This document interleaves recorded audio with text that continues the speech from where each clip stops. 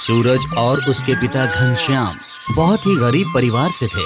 हर बार खेती में नुकसान होने की वजह से उनका गुजर बसर बड़ी मुश्किल से हो पाता था, लेकिन इस बार उनकी फसल उनकी मेहनत से खेत में लहरा रही थी। फसल तो बहुत अच्छी हुई है पिताजी। मेहनत का फल है बेटा। दोनों फसल को देखकर बहुत खुश थे, लेकिन वो अनजान थे आने वाले दुख से। और अचानक चारों तरफ काले बादल छा जाते हैं, बिजली कड़कने लगती है, तेज बारिश होने लगती है। हे भगवान, ये कैसा रूप ले लिया। इस वर्षा से तो सारी फसल पानी में बह जाएगी। घनश्याम और सूरज अपने नसीब का लिखा मानकर उदास मायूस बारिश में भीगते हुए घर की तरफ चल देते हैं। खाना खा ले बेटा, ऊपर वाले के आगे किसी की नहीं चलती। जो किस्मत में लिख दिया वो होगा, उसे बदल नहीं सकते। क्यों नहीं बदल सकते पिताजी? अगर मेरे हाथ में होता तो सबके साथ अच्छा होता, किसी के साथ गलत नहीं होने देता मैं। हमारे हाथ में कुछ नहीं है बेटा, चल कर खाना खा ले।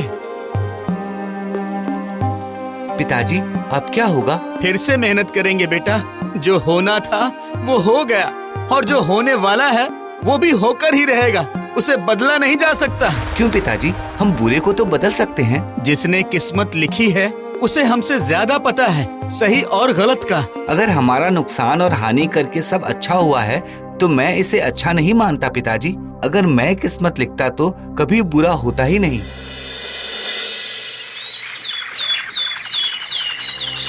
खेत की तरफ जाते हुए सूरज एक साधु बाबा गर्मी से बेहाल थके हुए एक पेड़ के नीचे बैठे हुए मिलते हैं। साधु बाबा सूरज को देख अपने पास बुलाते हैं।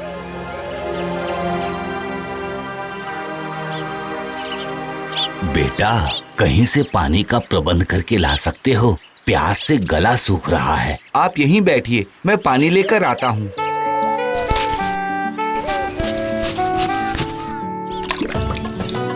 सूरज बाबा को पानी लाकर पिलाता है। पानी पीकर बाबा को संतुष्टि मिलती है। तुमने एक संत के प्राण बचा लिए। सदा खुश रहो, तुम्हारी हर मनोकामना पूर्ण हो। बाबा, आप तो इतनी तपस्या करते हो, इतने अच्छे काम करते हो, सदा सबका भला चाहते हो, फिर आपको भी ऐसे भ्रमण करना होता है, कभी कभी कष्ट भी होता है। आप भी सबसे खुश हो। जिसका जो लिखा है वो तो उसके साथ होगा बेटा। बाबा, अगर मैं लिखता तो किसी को कोई परेशानी नहीं होती, जिसको जो चाहिए होता मिल जाता। बेटा, सोचने के लिए अच्छा है, लेकिन जिसने हम सब का लिखा है वो जानता है किसको कब क्या देना है, कब खुशी कब गम देना है। बाबा, गम देना ही क्यों? क्यों किसी को निर्धन रखना? क्यों किसी को दुख देना? सब खुश होंगे तो अच्छा है ना? बेटा, संसार और कर्मों के चक्कर को समझना इतना आसान नहीं। कल्याण हो। अब मैं चलता हूँ। बाबा वहां से चले जाते हैं। सूरज भी वहां से कुछ आगे चलता है तो उसे रास्ते में एक हंसती हुई पेंसिल मिलती है जो बहुत अद्भुत दिखती है, जो एक कागज के खाली पन्ने पर रखी है। सूरज पेंसिल और कागज दोनों को उठा लेता है। बहुत ही अद्भुत पेंसिल है।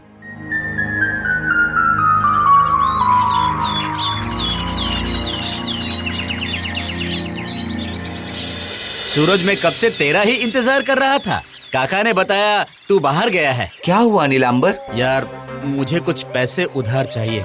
मेरे घर की आर्थिक हालत बहुत खराब है। कल रात को भी घर पर कुछ नहीं पका। पैसे तो मेरे पास भी नहीं है दोस्त। हाँ, थोड़ा चावल और आटा है, वो दे सकता हूँ। थोड़ा मैं रख लूंगा, हमारी हालत भी बहुत खराब है ना। तू यहीं रुक, मैं लेकर आता हूँ।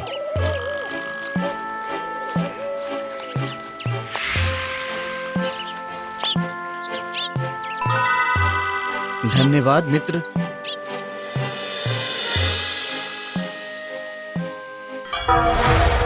पिताजी, आज सब्जी नहीं बनी। बेटा, आलू थे, वो भी कल ही खत्म हो गए। और दाल को खत्म हुए तो हफ्ता गुजर गया। कोई बात नहीं पिताजी, आज हम इसी को शाही भोजन समझकर खाएंगे। ये चावल नहीं पिताजी, समझो एक बड़े राजा की थाली है जिसमें अलग अलग सब्जी, दाल, दही, रायता, मिठाई, पूरी, रोटी, शरबत सब कुछ है। ठीक है बेटा। सूरज उस पेंसिल को देख रहा है। उसके मन में ख्याल आता है कि क्यों ना वो उस खाली कागज पर अपने मन की बात लिखे। सूरज पेंसिल से उस खाली कागज पर लिखना शुरू कर देता है। कब तक आधा पेट खाकर गुजारा करना होगा? काश कभी ऐसा होता, आँख खुलते ही लड्डू, जलेबी, गुलाब जामुन, पूरी, कचौड़ी, मटर पनीर, पुलाव, रसमलाई सब घर में रखा होता। बेटा सूरज, सुबह खेत में जाना है, जल्दी सो जा।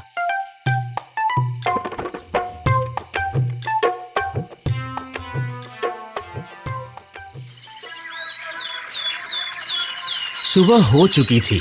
सूरज उठकर आता है। वो देखता है उसके पिता घनश्याम एक जगह खड़े अद्भुत तरीके से देख रहे हैं। पिताजी, ये सब खाना कहाँ से आया? पता नहीं बेटा, मैं भी हैरान हूँ। जब उठा तो सब कमरे में रखा मिला। लगता है कोई भला इंसान हमारी मदद करके गया है। सूरज दौड़कर अंदर जाता है। वो देखता है और जल्दी से उस कागज को उठाता है जिसमें उसने कल रात खाने की सभी चीजों के नाम लिखे थे, लेकिन उसमें कुछ नहीं लिखा था। कागज खाली था। अब रात को मैंने इसी कागज पर सब खाने की चीजों के बारे में लिखा था। आज वो सब मेरे घर में है और कागज खाली। ये कैसे? क्या जो मैं देख रहा हूँ, सोच रहा हूँ, वो सही है? एक बार और देखता हूँ। मेरे जाने से पहले खेत में बीज बुआई का काम हो जाए।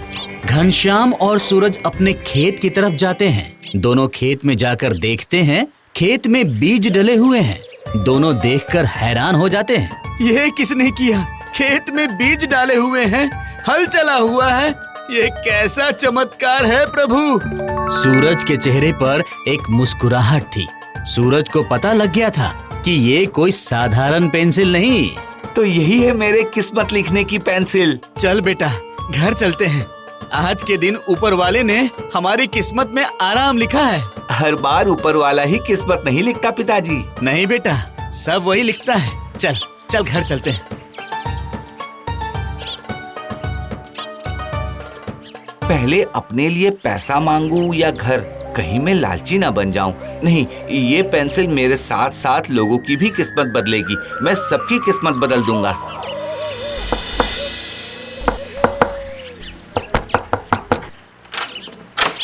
मुझे कुछ पैसों की जरूरत है सूरज। सरपंच जी ने चेतावनी दी है, आज अगर उनका ब्याज नहीं दिया तो हमारा घर उनका हो जाएगा।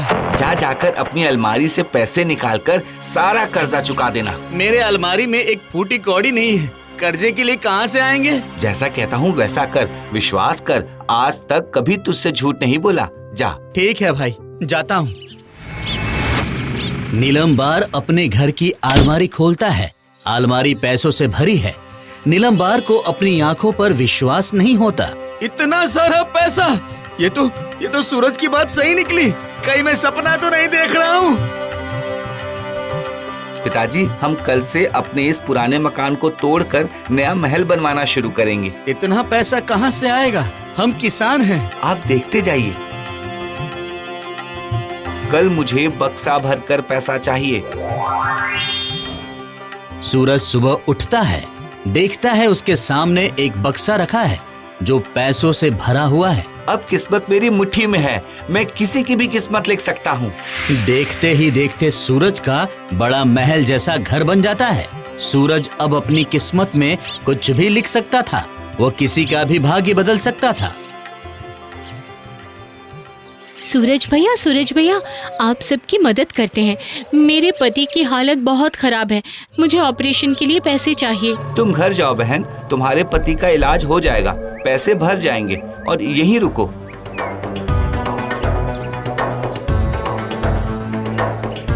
इन पैसों से तुम्हारा खर्च अच्छा चलेगा और तुम्हारे पति के इलाज के पैसे हॉस्पिटल में जमा कर दिए हैं। भगवान आपको खुश रखे। सूरज के पिता शहर से तांगा भरकर कीमती सामान लेकर आए थे। एक एक करके सभी सामान मजदूर उतार रहे थे। अचानक एक मजदूर से सामान गिर जाता है। जब बोझा नहीं उठा सकते हो तो क्यों आ जाते हो? मेरा इतना कीमती सामान तोड़ दिया। सूरज अपने पिता को मजदूर को छड़ी से मारने से रोकता है। ये क्या कर रहे हैं आप पिताजी? सामान ही तो था, फिर आ जाएगा।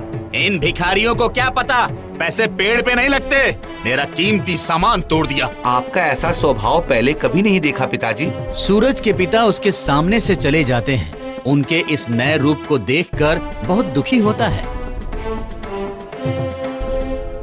बेटा, बेटा सूरज, क्या हुआ माँ जी? अपने दोस्त को समझाओ।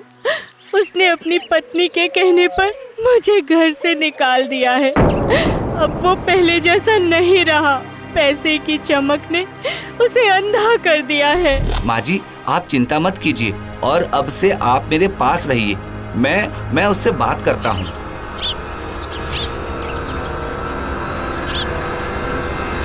सूरज भैया, मेरे पति दूसरी शादी कर रहे हैं। मुझे उसने घर से भगा दिया। जो आपने पैसे दिए थे उसने वो सब मुझसे ले लिए। मैं समझ गया हूँ, जल्दी ही सब ठीक हो जाएगा। सूरज अब सब कुछ ठीक करना चाहता था। ये सब चीजों ने सबको बदल दिया था। सबके अंदर का प्यार खत्म हो गया था। सब लालची हो गए थे। सूरज कागज पर अपनी आखिरी इच्छा लिख देता है। सब पहले जैसा हो जाए। जो भी मैंने इसमें लिखा था सब बदल जाए।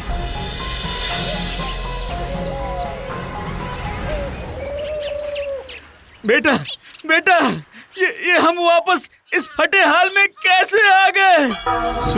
सूरज मेरे दोस्त, रातों रात सब बदल गया। सब पैसा, घर, सब खत्म। ऐसा क्यों हुआ? जो किस्मत में नहीं होता उसके पीछे नहीं भागना चाहिए। और अगर किसी को बिना मेहनत किए सब कुछ मिल जाए तो उसका अहंकार उसके सर पर चढ़ जाता है। आप सब लोगों ने पैसा मेहनत से पसीना बहाकर कमाया होता तो आप बदलते नहीं। दौलत ने आपको अंधा कर दिया था, इसलिए जो लिखा था किस्मत पे वो मिटा दिया गया है। हम शर्मिंदा हैं बेटा, मैं अपनी पहचान भूल गया था दोस्त। अब सब ठीक है। हम सब एक नई जिंदगी शुरू करेंगे और सब कुछ मेहनत से बनाएंगे।